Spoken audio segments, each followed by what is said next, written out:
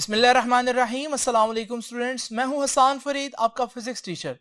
Students, आज हम पढ़ेंगे AC through inductor. Alternating current जब इंडक्टर में से पास करता है तो वोल्टेज और करंट का आपस में क्या रिलेशन होगा, ये हम जानेंगे आज के लेक्चर में। ये हम पहले ही डिसाइड कर चुके हैं कि जितने भी सर्किट्स हम पढ़ेंगे उनमें हमारा बेसिक जो हमारा एक एम होगा वो यही होगा कि वोल्टेज और करंट का रिलेशन देखें कि क्या रिलेशन बनता है। तो आइए स्टूडेंट्स, स्टार्ट करते हैं आज का लेक्चर।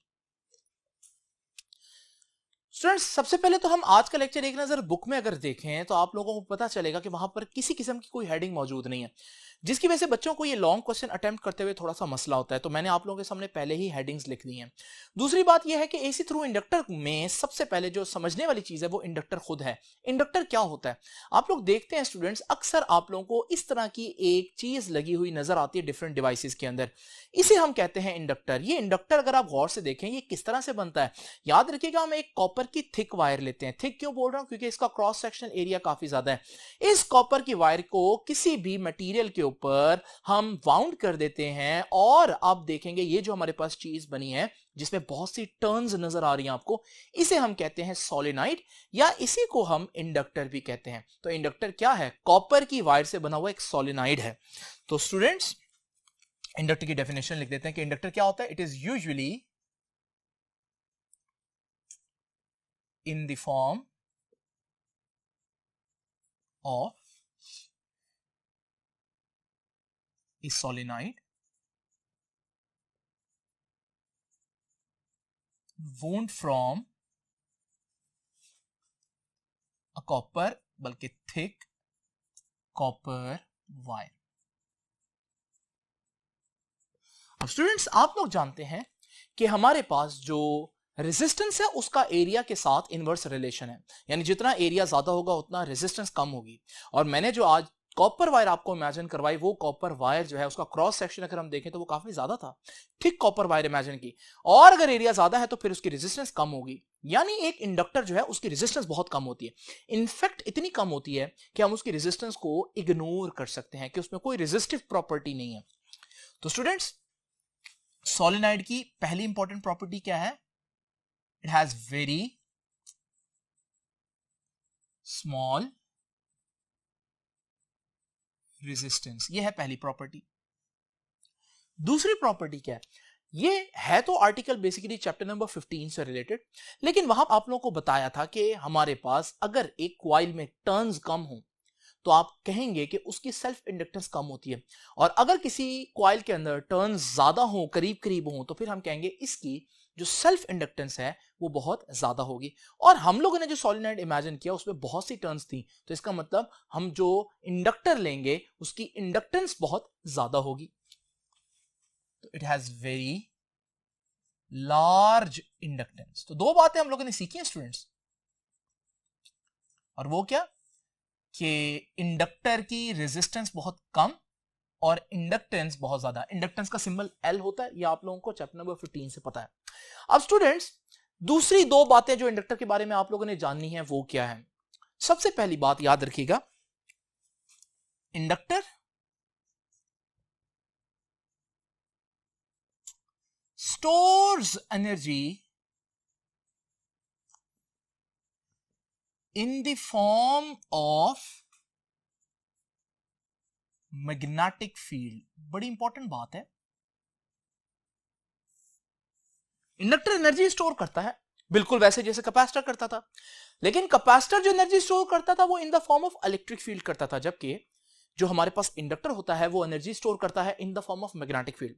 आइए इसके एक पिक्चर में आपको इमेजिन करवाता हूं ये एनर्जी स्टोर करने का क्या मतलब है। इमेजिन करें मेरे पास इंडक्टर के साथ एक डीसी सोर्स अटैच है। जैसे ही डीसी सोर्स इससे कनेक्ट होगा और सर्किट कंप्लीट होगा तो आप देखेंगे एक करंट जो है वो इंडक्टर में से फ्लो करना शुरू कर देगा। स्टूडेंट्स, इस करंट के गुजरने के साथ साथ इंडक्टर के अंदर एक मैग्नेटिक फील्ड डेवलप होना शुरू हो जाएगा, और मैग्नेटिक फील्ड एक पॉइंट आएगा, मैक्सिमम हो जाएगा।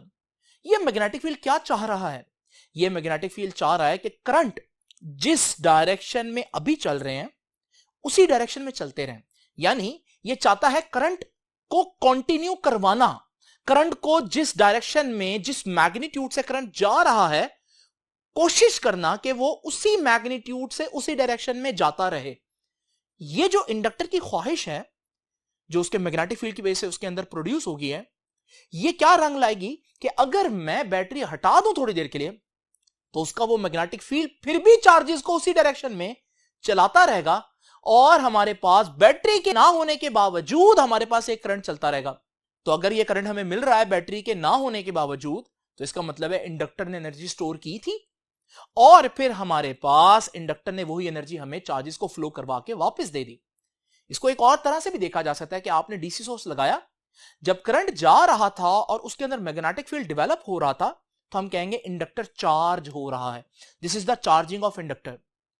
और फिर जब हमारे पास हमने बैटरी डिस्कनेक्ट कर दी तो बैटरी के डिस्कनेक्ट होने की वजह से चार्जेस का फिर से उसी डायरेक्शन में चलते रहना, क्योंकि इंडक्टर चाहता है कि करंट उसी डायरेक्शन में जाता रहे, इसे हम कहते हैं इंडक्टर की डिस्चार्जिंग, के इंडक्टर डिस्चार्ज हो रहा है। तो एक बात तो कंफर्म है कि इंडक्टर की ख्वाहिश हमने देखी, इंडक्टर एनर्जी स्टोर करता है। एनर्जी स्टोर करने का मतलब क्या है कि वो एक ऐसा मैग्नेटिक फील्ड डेवलप कर लेता है जो ये चाहता है कि करंट जिस डायरेक्शन में जा रहा है, जिस मैग्नीट्यूड से, उस डायरेक्शन में वो जाता रहे उसी मैग्नीट्यूड से, यानी कि करंट को फ्लो करवाते रहना, ये इंडक्टर का काम है। तो यहां से हम इसको एक और तरह से भी लिख सकते हैं, ऊपर वाली बात को ही हम यूं भी लिख सकते हैं कि इंडक्टर क्या करता है, inductor opposes change in current. अच्छा, ये बात आपकी बुक ने मेंशन भी हुई है कि हमारे पास इंडक्टर जो है वो करंट के चेंज को अपोज करता है। इसका क्या मतलब है स्टूडेंट्स? इसका वही मतलब है, अगर हमारे पास करंट जो है वो 3 एम्पेयर पास कर रहा था कॉइल के अंदर से, तो जैसे ही मैंने बैटरी हटाई तो थोड़ी देर के लिए इंडक्टर ने 3 एम्पेयर का करंट उसी डायरेक्शन में फ्लो करने की कोशिश की। यानी इंडक्टर क्या चाह रहा है, इंडक्टर ये चाह रहा है कि 3 एम्पेयर का करंट चलता रहे, कम ना हो। तो इसका मतलब वो क्या कर रहा है, वो करंट के चेंज को अपोज कर रहा है। वो चाहता है 3 एम्पेयर रहे और जितनी उसमें ताकत है उतनी देर वो उसको रखता है। तो स्टूडेंट्स, ये था हमारे पास बेसिकली इंडक्टर का थोड़ा सा तारुफ। ये दो बातें बड़ी इंपॉर्टेंट है जो मैंने आपको बताई। इंडक्टर एनर्जी स्टोर करता है in the form of magnetic field, capacitor भी एनर्जी स्टोर करता है, लेकिन उसकी एनर्जी स्टोर करना ज्यादा आसानी से समझ में आ जाती है। इसमें थोड़ा सा मसला होता है बच्चों को, इसलिए मैंने एक्सप्लेन कर दिया। और इंडक्टर करंट के चेंज को अपोज करता है। अब स्टूडेंट्स, सर्किट डायग्राम क्या है आज का article, AC alternating current through inductor. तो हमारे पास डायग्राम के अंदर एक ऑल्टरनेटिंग वोल्टेज सोर्स होगा और उसके साथ एक अदद इंडक्टर जिसकी सेल्फ इंडक्टेंस L है वो होगा। और हमारे पास ये सर्किट डायग्राम है। तो सर्किट डायग्राम तो कोई इतना मसले वाली बात नहीं है।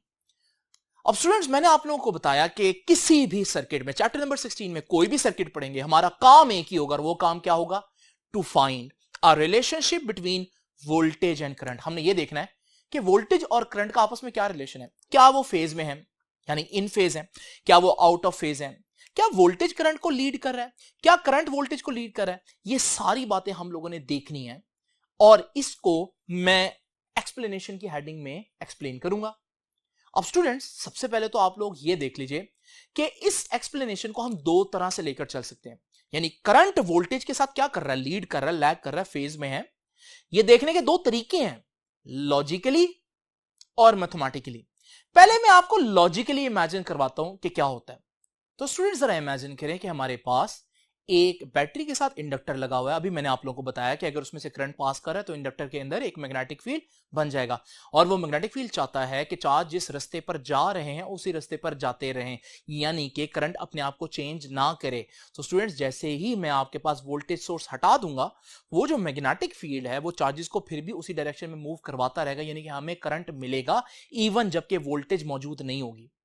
स्टूडेंट्स, लेकिन ये तो डीसी है ना। आप कहेंगे कि सर आज का आर्टिकल हमारा जो है वो डायरेक्ट करंट को डिस्कस करना तो नहीं है, बल्कि आज का हमारा आर्टिकल जो है वो ऑल्टरनेटिंग करंट को डिस्कस करना है। तो स्टूडेंट्स, इमेजिन करें कि हमारे पास एक ऑल्टरनेटिंग सोर्स है जो इस इंडक्टर से अटैच है।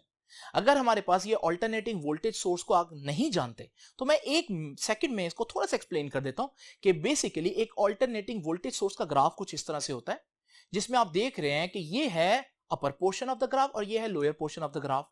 अपर पोर्शन का मतलब है कि हमारे पास इस दौरानिया में जो टर्मिनल ए है वो पॉजिटिव रहेगा और टर्मिनल बी जो है वो नेगेटिव रहेगा। लेकिन जैसे ही ग्राफ का ये वाला पोर्शन आएगा तो हमारे पास जो टर्मिनल ए है जो पहले पॉजिटिव था वो नेगेटिव हो जाएगा और बी जो है वो पॉजिटिव हो जाएगा। यानी टर्मिनल्स जो है वो अपनी पोलैरिटी रिवर्स करते रहते हैं।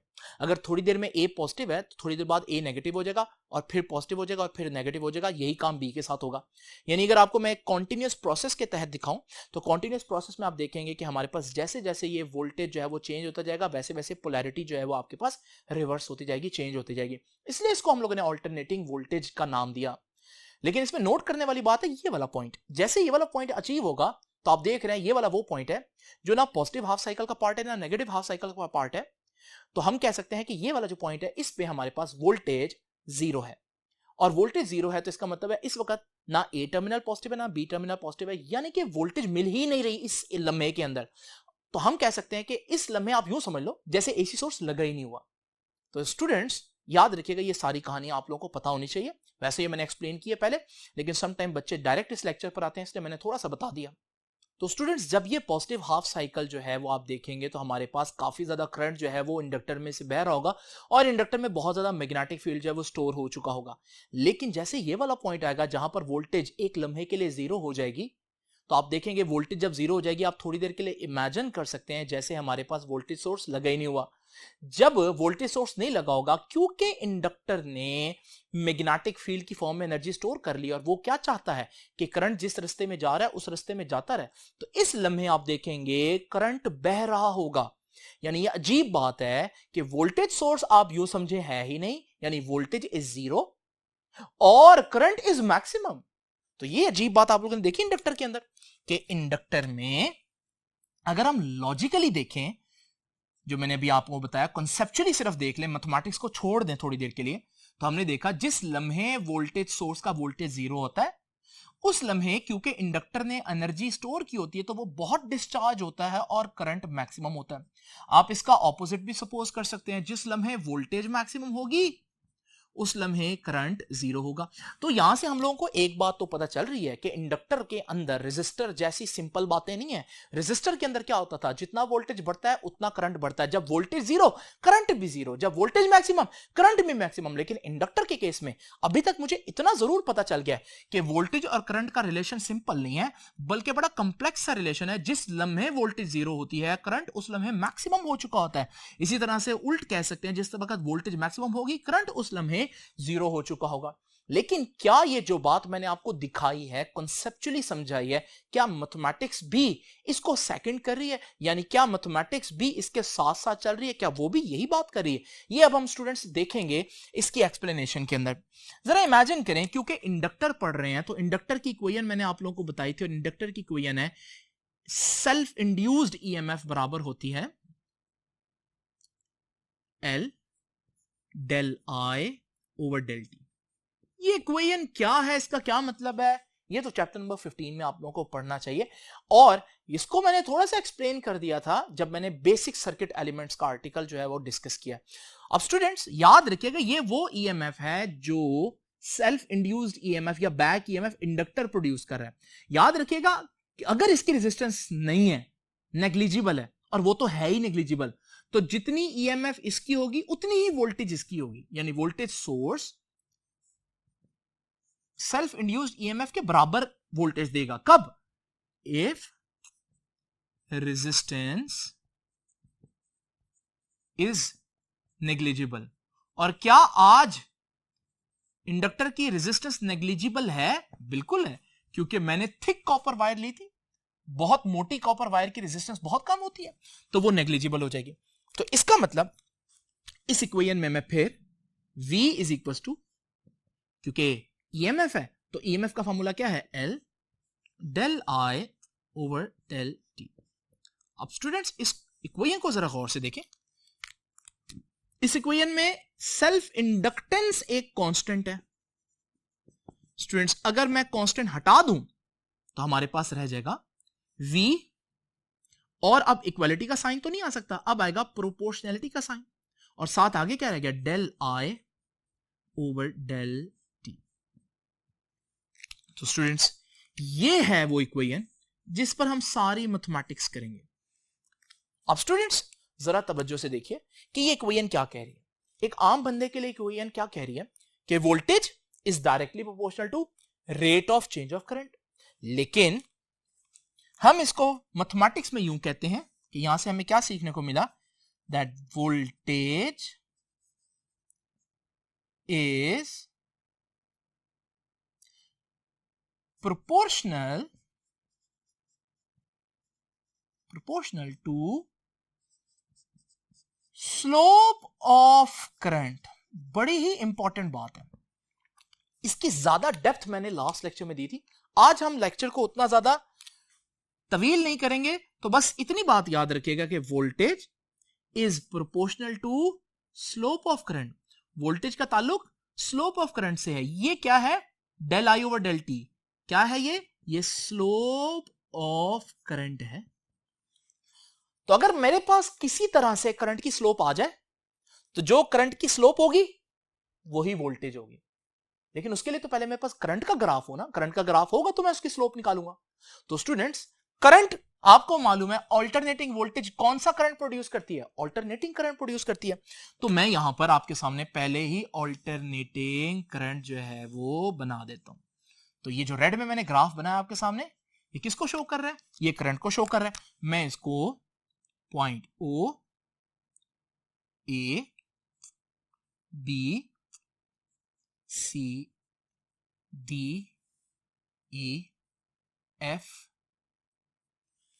नाम दे देता हूं।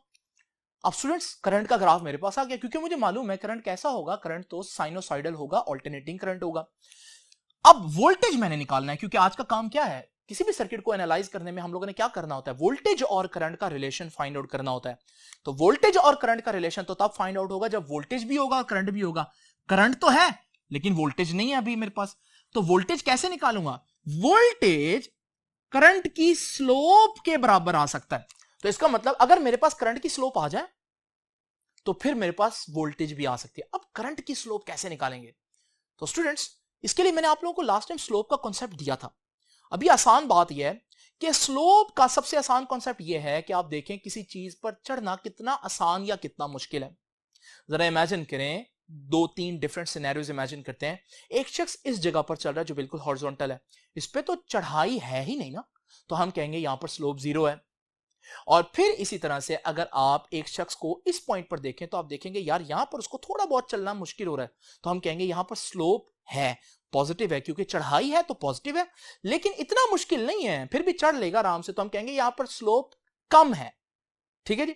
इसी तरह से अगर हम ये वाला सिनेरियो लें तो आप देखेंगे यहां पर वो चढ़ाई भी है तो स्लोप पॉजिटिव है, लेकिन साथ साथ आप देख रहे हैं कि चढ़ना बहुत मुश्किल है, तो हम क्या कहेंगे, स्लोप जो है वो पॉजिटिव भी है और हाई भी है, क्योंकि चढ़ना बहुत मुश्किल है इस पे। इसी तरह से स्टूडेंट्स, आप चढ़ाई की बजाय अगर ये वाली एग्जांपल देखें तो इसमें आप देखेंगे एक शख्स नीचे उतर रहा है, तो अब आप कहेंगे स्लोप नेगेटिव है। तो ये स्लोप का कॉन्सेप्ट क्या है, आप देखें कि किसी चीज पर चढ़ना कितना मुश्किल है, तो जितना ज्यादा मुश्किल उतनी स्लोप ज्यादा, जितना आसान उतनी स्लोप कम, और अगर चढ़ाई है ही नहीं तो फिर चढ़ना बिल्कुल ही आसान होगा, फिर हम कहेंगे स्लोप 0 है। अब स्टूडेंट्स, ये सारी बात को मैं यहां पर कैसे अप्लाई करूं, ये देखिए, ये है हमारा ऑल्टरनेटिंग वोल्टेज का, ऑल्टरनेटिंग करंट का ग्राफ। इस ग्राफ को जरा इमेजिन करें और इसमें पॉइंट ए को देखें। स्टूडेंट्स, पॉइंट ए पर आप देखना चाहते हैं, ये करंट का ग्राफ है, पॉइंट ए पर आप करंट के ग्राफ की स्लोप निकालना चाहते हैं। क्यों निकालना चाहते हैं, क्योंकि अगर मेरे पास करंट के ग्राफ की स्लोप आ गई तो फिर समझे मेरे पास वोल्टेज आ गया। तो स्टूडेंट्स जरा देखिए, इस पॉइंट ओ पर अब कैसे निकालें अब कैसे निकालें स्लोप ऑफ करंट। तो स्टूडेंट्स जरा यहां पर एक टेंजेंट ड्रॉ करें। जब आप यहां पर टेंजेंट ड्रॉ करेंगे, इस टेंजेंट पर अगर आप गौर से देखें तो वही सिनेरियो इमेजिन करें कि यहां पर आप चढ़ रहे हैं। स्टूडेंट्स, इस पर चढ़ना तो बहुत मुश्किल है, ये तो मुमकिन ही नहीं है, यानी चढ़ाई बहुत ज्यादा है ये, और जब चढ़ना बहुत मुश्किल होगा तो हम कहेंगे स्लोप बहुत ज्यादा होगी, यानी कि इस पॉइंट पर स्लोप मैक्सिमम होगी। हालांकि करंट क्या है इस पॉइंट पर, करंट 0 है, लेकिन करंट की स्लोप क्या आ रही है, करंट की स्लोप मैक्सिमम आ रही है। तो याद रखिएगा, ये जो पॉइंट ओ मैंने भी आपके सामने स्टडी किया, एट ओ, क्या देखा हम लोगों ने, एट ओ हमारे पास स्लोप ऑफ करंट क्या होगी, इज मैक्सिमम, बहुत ज्यादा होगी। अब स्टूडेंट्स इमेजिन करें, अगर यहां पर स्लोप ऑफ करंट मैक्सिमम है, मैं यहां करंट की स्लोप अगर ड्रॉ करूं तो मैंने क्या बताया, पॉइंट ओ पर हालांकि करंट 0 है लेकिन करंट की स्लोप बहुत ज्यादा है, तो फिर मैं यहां एक पॉइंट आपके सामने ड्रॉ कर देता हूं। ये ब्लू पॉइंट क्या बता रहा है? ये ब्लू पॉइंट बता रहा है कि ये करंट की स्लोप को जाहिर किया इस पॉइंट के ऊपर, स्लोप ऑफ करंट। तो रेड वाला ग्राफ करंट का ग्राफ है, और ब्लू जो डॉट्स मैं लगाऊंगा वो बेसिकली करंट की स्लोप को रिप्रेजेंट करें। तो जब करंट जीरो तो करंट की स्लोप बहुत ज्यादा। अच्छा स्टूडेंट्स, अब जरा इमेजिन करें पॉइंट ओ से पॉइंट ए तक का जो पोर्शन है सारा, अब यहां पर मैंने स्लोप को स्टडी करना है। मैं यहां पर आपके सामने 3 टेंजेंट्स ड्रॉ कर देता हूं। पहले टेंजेंट को अगर आप गौर से देखें तो आप देख रहे हैं कि यहां चढ़ना पड़ेगा, और चढ़ना पड़ेगा तो स्लोप पॉजिटिव होगी, और जब स्लोप पॉजिटिव होगी तो आप देख रहे हैं चढ़ाई काफी ज्यादा है, तो स्लोप पॉजिटिव है और हाई है। इससे अगला अगर पॉइंट आप देखें नेक्स्ट टेंजेंट, तो वहां पर भी आप देख रहे हैं कि चढ़ाई तो है तो स्लोप पॉजिटिव है, लेकिन पहले के मुकाबले में चढ़ना इतना मुश्किल नहीं है, थोड़ा सा आसान है क्योंकि चढ़ाई थोड़ी सी कम है। तो इसका मतलब हम कहेंगे यहां स्लोप पॉजिटिव है लेकिन स्लोप थोड़ी सी कम हुई है। और फिर जब आप इस पॉइंट पर पहुंचेंगे तो आप देख रहे हैं कि यहां तो स्लोप लिटरली जीरो हो गई है, क्योंकि यहां तो चढ़ाई है ही नहीं, यहां तो कोई मुश्किल ही नहीं आएगी क्योंकि चढ़ना ही नहीं है यहां पर, यहां तो हॉरिजॉन्टल चल रहा है। तो इसका मतलब यहां पर स्लोप जीरो आ गई। अगर मैं इन सारे पॉइंट्स को इकट्ठा करूं तो देखें यहां स्लोप हाई थी, फिर यहां कम हुई, और फिर यहां स्लोप जीरो हो गई। पॉजिटिव ही रही हर जगह, लेकिन मुसलसल स्लोप पॉइंट ओ से पॉइंट ए तक कम हो रही है। पॉजिटिव है लेकिन कम हो रही है। तो फ्रॉम ओ टू ए मैंने क्या सीखा? फ्रॉम ओ टू ए मैंने देखा कि स्लोप ऑफ करंट क्या कर रही है? डिक्रीज कर रही है, चढ़ाई आसान होती जा रही है। ठीक है, डिक्रीजिंग। तो स्टूडेंट्स, ओ से ए तक करंट तो बढ़ रहा है, लेकिन स्लोप को इमेजिन करें तो स्लोप तो कम हो रही है। तो स्लोप मुसलसल कम हो रही है, और जब इस पॉइंट पर पहुंचे थे स्लोप, आपको याद है स्लोप जो है वो जीरो हो गई थी। अब स्टूडेंट्स जरा इमेजिन करें, हमारे पास ये जो कर्व का पोर्शन ए से बी है, इसमें हम कुछ पॉइंट्स इमेजिन कर लेते हैं और उन पर टेंजेंट ड्रॉ कर लेते हैं। अगर आप वही पॉइंट ए देखें तो पॉइंट ए पर तो आप लोग जानते हैं स्लोप जीरो है। उसके बाद अगर आप गौर से देखें तो अब चढ़ाई नहीं है बल्कि उतराई है, अब नीचे आ रहा है। अब यहां पर अगर आप देखें जो फर्स्ट टेंजेंट है, तो आप देखेंगे कि हमारे पास वो शख्स नीचे तो आ रहा है, तो स्लोप नेगेटिव है, स्लोप नेगेटिव है, लेकिन अभी इतनी ज्यादा उतराई नहीं है, तो वो आराम आराम से नीचे आ रहा है। तो इसका मतलब स्लोप नेगेटिव है लेकिन कम है, स्लोप नेगेटिव है लेकिन कम है। उसके बाद हमारे पास अगर आप दूसरे टेंजेंट को देखें तो वहां पर भी उतराई है, स्लोप नेगेटिव है, लेकिन स्लोप नेगेटिव होने के साथ साथ आप देख रहे हैं उतराई काफी ज्यादा है, तो स्लोप नेगेटिव लेकिन ज्यादा है। इससे हम लोगों ने क्या सीखा कि पॉइंट ए से पॉइंट बी तक का पोर्शन अगर हम देखें तो स्लोप की सूरत हाल यह है कि स्लोप शुरू में जीरो थी और आहिस्ता आहिस्ता नेगेटिव में बढ़ रही है, नेगेटिव में बढ़ रही है। तो देखें ग्राफ के ऊपर इसको पहले ड्रॉ कर लेते हैं। तो स्लोप यहां जीरो हो चुकी थी ना, अब स्लोप ने नेगेटिव में बढ़ना है। तो स्टूडेंट्स ये देखिए नेगेटिव में बढ़ी स्लोप, तो स्लोप का ग्राफ जो है वो करंट के ग्राफ से हटकर चल रहा है। तो यहां पर भी मैं लिख देता हूं from A to B, from A to B slope बढ़ रही है, लेकिन कहां बढ़ रही है? इंक्रीजिंग नेगेटिवली, नेगेटिव में बढ़ रही है स्टूडेंट्स, इंक्रीजिंग नेगेटिवली। अब स्टूडेंट्स मजीद पॉइंट्स को हम डिस्कस नहीं करते, अगर आपके पास ये करवा गई, अब आप इसको खुद ही मजीद आगे ड्रॉ करें तो आपको पता चलेगा कि ये भी हमारे पास एक साइनोसाइडल वेव आ गई, जिसको मैं P Q R S T और इस तरह से नाम दे देता हूं। स्टूडेंट्स ये ब्लू ग्राफ किस चीज की है, किस चीज को रिप्रेजेंट कर रहा है? ये ब्लू ग्राफ करंट की स्लोप को रिप्रेजेंट कर रहा है। रेड ग्राफ किसको रिप्रेजेंट कर रहा है? करंट को। ब्लू ग्राफ किसको रिप्रेजेंट कर रहा है? करंट की स्लोप को। लेकिन करंट की स्लोप तो वोल्टेज होती है, तो इसका मतलब अब मैं आपके सामने कह देता हूं कि एक्चुअली जो ब्लू ग्राफ है किसको रिप्रेजेंट कर रहा है? वोल्टेज को रिप्रेजेंट कर रहा है। देखा आप लोगों ने किस चालाकी से हम लोगों ने मैथमेटिक्स के टूल्स को यूज करते हुए करंट के ग्राफ से वोल्टेज का ग्राफ निकाल लिया और उसकी वजह बनी हमारी ये इंफॉर्मेशन कि वोल्टेज और करंट का एक रिलेशन हमारे पास मौजूद है और वो ये है कि voltage is proportional to slope of current. तो मैंने पहले करंट की स्लोप का ग्राफ निकाला और जैसे करंट की स्लोप का ग्राफ निकल आया तो मैंने उसको नाम दे दिया ये तो वोल्टेज का ग्राफ है, क्योंकि मैं पहले ही ये बता चुका था आपको। अब इस ग्राफ में अच्छी बात क्या है कि ये ग्राफ मेरे पास करंट भी रखता है और वोल्टेज भी रखता है, और किसी भी सर्किट को स्टडी करने के लिए हमारा एम क्या होता है, हमारा मकसद क्या होता है, वोल्टेज और करंट का रिलेशन अंडरस्टैंड करना। तो वोल्टेज भी है करंट भी है तो रिलेशन अंडरस्टैंड कर लेते हैं। तो जरा इमेजिन करें, यही ग्राफ जो मैंने अभी आप लोगों के सामने बनाया, इसको इमेजिन करें तो अगर आप गौर से देखें इस पॉइंट पर करंट जीरो है स्टूडेंट्स।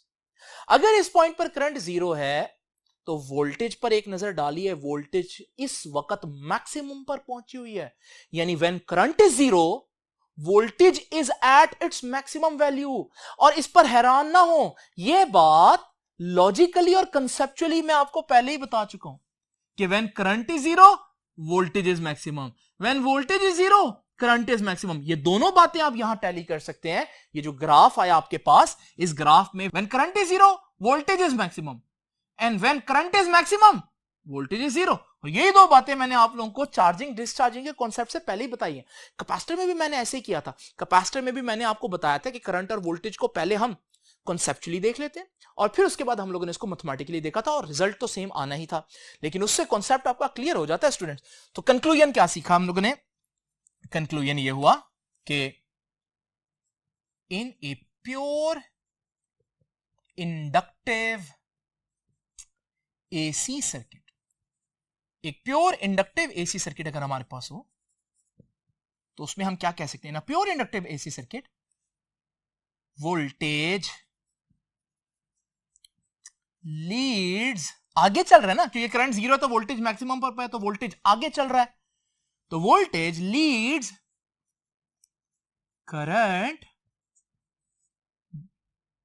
और अगर हम ये कह दें वोल्टेज करंट को लीड कर रहा है तो हम ये भी कह सकते हैं और करंट पीछे चल रहा है, यानी कि करंट लैग्स बिहाइंड वोल्टेज। लेकिन कितना आगे कितना पीछे? देखें ये जीरो पर है करंट, करंट जीरो पर कब होगा? जब थीटा जीरो। और वोल्टेज मैक्सिमम पर है, मैक्सिमम का मतलब क्या होता है? थीटा 90 हो, क्योंकि साइन 90 कितना होता है? साइन 90 1 होता है, जो कि मैक्सिमम वैल्यू है। करंट जीरो पर है तो हम थीटा जीरो क्यों बोल रहे हैं? क्योंकि साइन जीरो क्या होता है? साइन जीरो जीरो होता है, जीरो का मतलब मिनिमम। तो इसका मतलब जब करंट मिनिमम है वोल्टेज मैक्सिमम है तो हम कहेंगे कितना आगे चल रहा है? जब इसका फेज 0 डिग्री था तो इसका फेज 90 डिग्री है, यानी डिफरेंस कितना हुआ? 90 डिग्री का। तो lags behind voltage by 90 degree, और 90 डिग्री को हम रेडियंस में पाई बाय 2 रेडियन कहते हैं, ये आप सबको पता ही है। अब स्टूडेंट्स ये बात कि ये वोल्टेज करंट को लीड कर रहा है मैंने ग्राफ के जरिए बनाकर दिखाई, नजर आ रहा है करंट जीरो वोल्टेज मैक्सिमम, तो वोल्टेज करंट को लीड कर रहा है। मैंने अल्फाजों में भी बयान कर दिया, लिख कर बता दिया कि अगर आपने बताना हो कि वोल्टेज लीड कर रहा है करंट को तो ऐसे, लेकिन अगर आपने वेक्टर्स की फॉर्म में रिप्रेजेंट करना है तो फिर आप कैसे बताएंगे? यही इंफॉर्मेशन जो मैंने ग्राफ से बताई और मैंने कंक्लूजन में बताई, और फिर आप चाहते हैं कि उसको वेक्टर की फॉर्म में बताएं, तो उसके लिए क्या तरीकेकार है? यह है हमारे पास रेड वाला ग्राफ करंट का। इस पॉइंट पर करंट जीरो है, जिस पॉइंट पर करंट जीरो हो तो हम उसका जो वेक्टर है वो हॉरिजॉन्टल ड्रॉ करेंगे। ये चीजें हम पहले डिस्कस करके आए हैं। लेकिन जिस पॉइंट पर करंट जीरो है उस पॉइंट पर वोल्टेज मैक्सिमम पर है, और वोल्टेज मैक्सिमम पर होने का मतलब है कि हम उसमें 90 डिग्री का लीड कर रहे हैं, तो हम अपने वेक्टर को 90 डिग्री काउंटर क्लॉकवाइज ड्रॉ करेंगे। तो ये है हमारे पास वही इंफॉर्मेशन जो ये बता रहा है ग्राफ की फॉर्म में, अल्फाजों में मैं बता रहा हूं, और यहां पर मैं वेक्टर की फॉर्म में बता रहा हूं कि वोल्टेज करंट को 90 डिग्री लीड कर रहा है। तो ये असल में जब हम वोल्टेज और करंट के एरोज बनाते हैं तो अगर वो फेज में वोल्टेज और करंट हो तो हम एरोज पैरेलल बनाते हैं, लेकिन अगर वोल्टेज लीड कर रहा होगा तो मैं उसको काउंटर क्लॉकवाइज रोटेट करूंगा उतने डिग्री जितने डिग्री से वो लीड कर रहा है। यहां 90 से कर रहा है तो मैं उसको 90 डिग्री काउंटर क्लॉकवाइज रोटेट कर दूंगा, और अब ये बन गया voltage leads the current by 90 degree. Students ये तो हमारे पास लेक्चर का फर्स्ट पोर्शन कंप्लीट हो गया, जिसमें आप लोगों ने ये पता लगाया कि वोल्टेज और करंट का आपस में क्या रिलेशन है। कुछ मजीद चीजें हैं जो आप लोगों की बुक ने डिस्कस की हैं। स्टूडेंट्स, इससे पहले कि मैं आपको मजीद चीजें बताने के लिए नेक्स्ट बोर्ड पर जाऊं, आप लोगों ने देखा कि करंट और वोल्टेज का ये जो 90 डिग्री का फेज डिफरेंस है, यहां पर इस तरह से बताया, ग्राफ पर अल्फाजों में इस तरह से बयान किया, वेक्टर की फॉर्म में इस तरह से बताया। लेकिन आप सोच रहे होंगे सर्किट में फिजिकली ये कैसा दिखेगा, तो याद रखिएगा फिजिकली कुछ इस तरह से दिखेगा। अगर हमारे पास एक वोल्टेज सोर्स और एक इंडक्टर उसके साथ अटैच हो और मैं वोल्टेज मेजर करने के लिए पैरेलल में एक वोल्ट मीटर और करंट मेजर करने के लिए सीरीज में एक एमीटर लगाऊं, तो फिर आप देखेंगे कि हमारे पास करंट और वोल्टेज के मीटर्स पर उनकी जो नीडल्स की मूवमेंट है, अगर वो एनालॉग मीटर्स हैं, और अगर आप इसको किसी भी पॉइंट पर रोकें तो आप देखेंगे जिस लम्हे वोल्ट मीटर पर 0 रीडिंग आ रही है उस लम्हे करंट पर मैक्सिमम आ रही है। और फिर आप इसको चलने दें तो फिर अगर आप कहीं पर और रोकें तो आपको पता चलेगा जिस लम्हे करंट पर 0 आ रहा है उस वक्त वोल्टेज पर मैक्सिमम आ रहा है, यानी कि वोल्टेज करंट को 90 डिग्री लीड कर रहा है। तो स्टूडेंट्स, अब चलते हैं नेक्स्ट बोर्ड पर और देखते हैं मजीद क्या चीजें हैं जो हमें देखनी है। स्टूडेंट्स, जैसे कि आप लोग जानते हैं कि हर सर्किट एलिमेंट, चाहे वो रेजिस्टेंस हो, चाहे वो कैपेसिटर हो, चाहे वो इंडक्टर हो, करंट को कुछ ना कुछ अपोज जरूर करता है। लेकिन हर ऑपोजिशन को रेजिस्टेंस नहीं कह सकते, क्योंकि रेजिस्टेंस क्या है? रेजिस्टेंस वो ऑपोजिशन है जो रेजिस्टर देता है करंट को रोकने के लिए। रेजिस्टर जो ऑपोजिशन देता है, जो मुखालफत करता है, उसको सिर्फ रेजिस्टेंस कहेंगे। अगर मेरे पास एक इंडक्टर हो तो इंडक्टर भी करंट को रोकने की कोशिश करेगा। इंडक्टर करंट को जितना अपोज करेगा उसको मैं रेजिस्टेंस नहीं कहूंगा, उसकी ऑपोजिशन के लिए मेरे पास एक खास नाम है और वो नाम है इंडक्टिव रिएक्टेंस। याद रखिएगा, इंडक्टिव रिएक्टेंस की यहीं से हम डेफिनेशन बना सकते हैं, और वो क्या है? इट इज द ऑपोजिशन, ये वो रुकावट है जो कौन डालता है? It is the opposition offered by an inductor.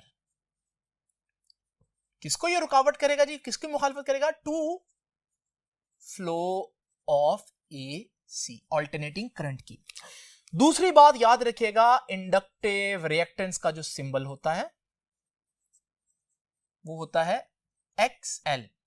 तीसरी बात याद रखिएगा कि इंडक्टिव रिएक्टेंस का यूनिट, भाई इंडक्टिव रिएक्टेंस है क्या? सिंपल कॉन्सेप्ट क्या है? ऑपोजिशन है, रुकावट है जो करंट को देते हैं, और करंट को जो रुकावट देते हैं उसको हम हमेशा ओहम्स में मेजर करते हैं। तो यूं लिख लें या यूं लिख लें उसका सिंबल। तो याद रखिएगा इंडक्टिव रिएक्टेंस जो है उसका यूनिट ओहम होगा। अब नेक्स्ट चीज, फार्मूला। इंडक्टिव रिएक्टेंस का जो फार्मूला है XL बराबर है, अब XL कैसे निकालेंगे? देखिए, ओहम्स लॉ तो आप लोगों ने पढ़ा। ओहम्स लॉ क्या कहता है? V is equal to IR, R is equal to V over I। ये R क्या है? रेजिस्टेंस। लेकिन अगर मैं जनरली बात करूं, ये क्या है? ऑपोजिशन, रुकावट करंट की। करंट को कितनी रुकावट होगी डिपेंड करता है, ऊपर क्या चीज आ रही है? वोल्ट्स, नीचे क्या आ रहा है? करंट। तो अगर मैं किसी भी सर्किट में वोल्टेज और करंट को डिवाइड कर दूं, पोटेंशियल डिफरेंस यानी कि वोल्टेज और करंट को डिवाइड कर दूं, तो मेरे पास उस सर्किट में करंट के लिए जितनी भी मुखालफत है वो आ जाएगी, ऑपोजिशन। तो यहां पर इंडक्टर की ऑपोजिशन ही निकालनी है ना। तो एक तरीका क्या है? इंडक्टर की ऑपोजिशन कैसे निकाली जा सकती है? उस सर्किट में जितनी वोल्टेज होगी और जितना करंट होगा उसको डिवाइड कर दें। लेकिन ये तो ऑल्टरनेटिंग करंट है ना, जब भी ऑल्टरनेटिंग करंट लेना है तो कौन सी वोल्टेज लेंगे हम? RMS voltage. और कौन सा करंट लेंगे हम? RMS करंट लेंगे। Root mean square. तो इसका मतलब ये कोई नई चीज नहीं है, ये वही ओहम्स लॉ को लिखने का अंदाज है इंडक्टर के लिए। और फिर स्टूडेंट्स, इसका ये तो जनरल सा फार्मूला है, इसका फार्मूला को हम यूं भी लिख सकते हैं XL। ये डेरिवेशन में आपको नहीं करवाऊंगा, सिर्फ रिजल्ट लिख रहा हूं। किसके बराबर होता है? XL 2 पाई FL। और ये F क्या है? इसके बारे में जान लें। ये F है उस सोर्स की फ्रीक्वेंसी। यानी फॉर एग्जांपल, अगर मेरे पास फ्रीक्वेंसी 1 हर्ट्ज है, इसका क्या मतलब है? इसका मतलब है कि मेरा जो ऑल्टरनेटिंग करंट सोर्स है वो 1 सेकंड में एक दफा अपनी पोलैरिटी चेंज करेगा। जब वो 1 सेकंड में एक दफा पोलैरिटी चेंज करेगा तो आपको वो कुछ इस तरह से नजर आएगा। लेकिन अगर फ्रीक्वेंसी 2 हर्ट्ज हो तो इसका मतलब मेरा जो सोर्स है वो अपने टर्मिनल्स को, पॉजिटिव को नेगेटिव, नेगेटिव को पॉजिटिव, यानी पोलैरिटी को 1 सेकंड में 2 दफा चेंज करेगा। अब आप देखेंगे आपको कुछ इस तरह से दिखाई देगा। और अगर फ्रीक्वेंसी जो है वो 3 हर्ट्ज है तो अब आप देखेंगे कि वो 1 सेकंड में 3 दफा स्विच करेगा टर्मिनल्स को, पॉजिटिव को नेगेटिव, नेगेटिव को पॉजिटिव करेगा। और आमतौर पर हमारे घरों में जो फ्रीक्वेंसी होती है वो 50 हर्ट्ज होती है या 60 हर्ट्ज होती है। तो अगर 50 हर्ट्ज की फ्रीक्वेंसी हो तो आप देखिए आपको पता भी नहीं चलेगा, इतनी तेजी से चेंज हो रहे होंगे टर्मिनल्स की पोलैरिटी। अब स्टूडेंट्स, ये फ्रीक्वेंसी को तो आप लोगों ने समझ लिया। यहां से इंपॉर्टेंट बात क्या निकल रही है, और वो ये बात है कि जो ऑपोजिशन है करंट को, वो डिपेंड कर रही है किस पर। थोड़ी देर के लिए 2 पाई और एल कांस्टेंट्स हैं, इनको हटा दें तो फ्रीक्वेंसी रह जाएगी। तो इसका मतलब यह है कि जितनी फ्रीक्वेंसी ज्यादा होगी सोर्स की, उतनी ऑपोजिशन ज्यादा होगी। और जब ऑपोजिशन ज्यादा होगी तो ऑपोजिशन किसको है? करंट को अपोज कर रहे हैं, तो करंट उतना कम हो जाएगा। आइए इसको एक आम एक्सपेरिमेंट से समझते हैं। इमेजिन करें मेरे पास एक एसी सर्किट है जिसके साथ एक इंडक्टर लगा हुआ है, लेकिन एक बल्ब भी लगा हुआ है। इस एसी की इस वक्त जो फ्रीक्वेंसी है वो 5 हर्ट्ज है। तो आप देख रहे हैं बल्ब जो है वो फुल ब्राइटनेस पर ग्लो कर रहा है, उसमें से एक खास अमाउंट ऑफ करंट पास कर रहा है, सपोज करें 3 एम्पीयर करंट पास कर रहा है। स्टूडेंट्स, हमने क्या देखा कि जब हम इस एसी सोर्स की बजाय एक एसी सोर्स लगा दें जिसकी फ्रीक्वेंसी जो है वो सपोज करें 10 हर्ट्ज है, यानी ज्यादा फ्रीक्वेंसी है, डबल कर दी हमने फ्रीक्वेंसी, तो हमने देखा कि करंट अब हमारे पास सिर्फ 1.5 एम्पीयर पास करना शुरू हो गया और जो बल्ब है उसका ग्लो कम हो गया। इसका मतलब यह हुआ कि हमारे पास हाई फ्रीक्वेंसी एसी जो है इंडक्टर ने ज्यादा अपोज किया, और जब उसने ज्यादा अपोज किया तो उसका नतीजा यह निकला कि कम करंट सर्किट में फ्लो कर पा रहा है और हमारे पास जो बल्ब है वो फुल ब्राइटनेस से ग्लो नहीं कर पा रहा। इसका मतलब यहां से हमें पता चल रहा है जितनी फ्रीक्वेंसी ज्यादा होगी इंडक्टर उतना ज्यादा अपोज करेगा, और जितनी फ्रीक्वेंसी कम होगी इंडक्टर उतना कम अपोज करेगा। अगर मैं इस फ्रीक्वेंसी को मजीद बढ़ा दूं तो आप देखेंगे जब फ्रीक्वेंसी मजीद बढ़ जाएगी फिर सोर्स की, तो बल्ब का ग्लो और कम हो जाएगा। इसका मतलब अपोजिशन करंट को बहुत ज्यादा देना शुरू कर दी इंडक्टर ने। अच्छा, इसके ऑपोजिट अगर मैं फ्रीक्वेंसी कम करूं तो आप देखेंगे करंट बढ़ जाएगा क्योंकि ऑपोजिशन कम हो जाएगी। इमेजिन करें अगर मैं यहां डीसी लगा दूं तो डीसी का क्या होता है? डीसी का पॉजिटिव टर्मिनल हमेशा पॉजिटिव रहता है, नेगेटिव हमेशा नेगेटिव रहता है, यानी ये तो पोलैरिटी चेंज करेगा ही नहीं। यानी इसकी फ्रीक्वेंसी क्या है पोलैरिटी चेंज करने की? 1 सेकंड में ये एक दफा भी नहीं चेंज करेगा, यानी 0 दफा चेंज करेगा, तो फ्रीक्वेंसी 0 हर्ट्ज हो गई। तो अगर फ्रीक्वेंसी 0 हर्ट्ज होगी तो आप देखेंगे कि इंडक्टर इसको बिल्कुल अपोज नहीं करेगा और बहुत ज्यादा करंट जो है वो बल्ब में से पास करेगा। तो इसका मतलब एक डीसी के लिए इंडक्टर कोई अपोजिशन नहीं देता। ठीक है जी, तो याद रखिएगा यहां से हमने क्या देखा, अगर फ्रीक्वेंसी 0 तो एक्सएल 0 यानी ऑपोजिशन 0। तो ऑपोजिशन किसकी 0 होती है? जो कंडक्टर होता है। तो याद रखिएगा for DC inductor becomes conductor, full conductor बन जाएगा। और याद रखिएगा इंडक्टर अपोजेस, रुकावट डालेगा किसको? Opposes high frequency AC. जितना ज्यादा फ्रीक्वेंसी वाला एसी होगा उतना उसको ज्यादा अपोज करेगा, जितना कम होगा उतना कम अपोज करेगा। और अगर फ्रीक्वेंसी 0 है जैसे डीसी की होती है फिर अपोज ही नहीं करेगा, और क्या बन जाएगा? कंडक्टर। कंडक्टर कौन होता है? जो अपोज नहीं करता, करंट को जाने देता है।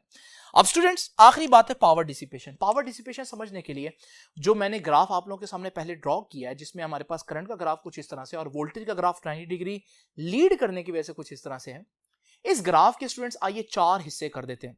वही हिस्से मैंने आपके सामने यहां पर भी एक्सप्लेन किए, तो ये 4 हिस्से मैंने आपके सामने किए, वहां पर भी मैंने 4 हिस्से कर दिए।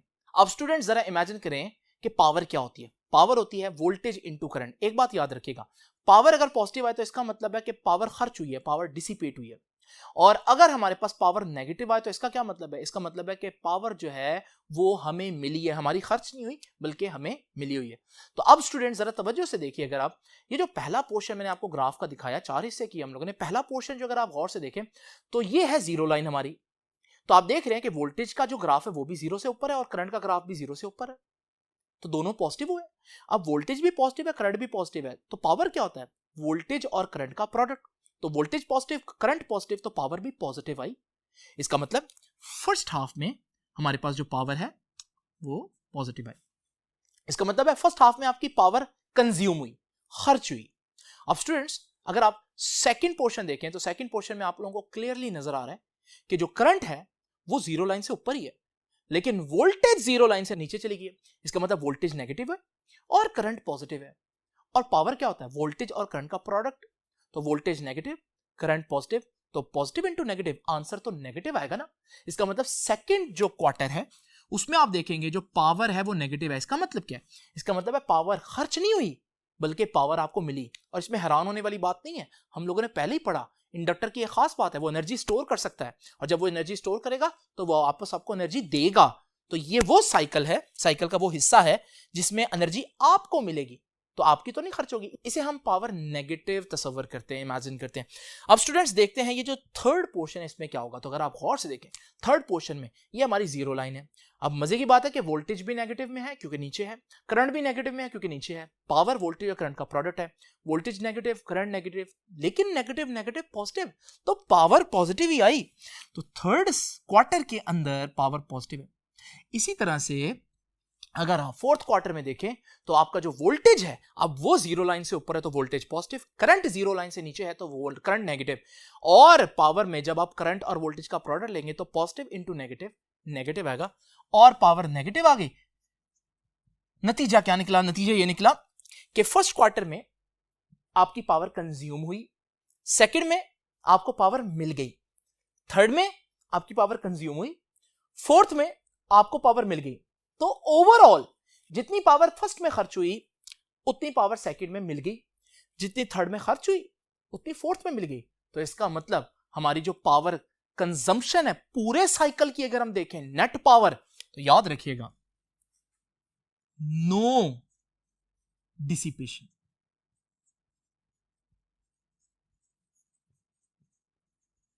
इन प्योर इंडक्टिव एसी सर्किट,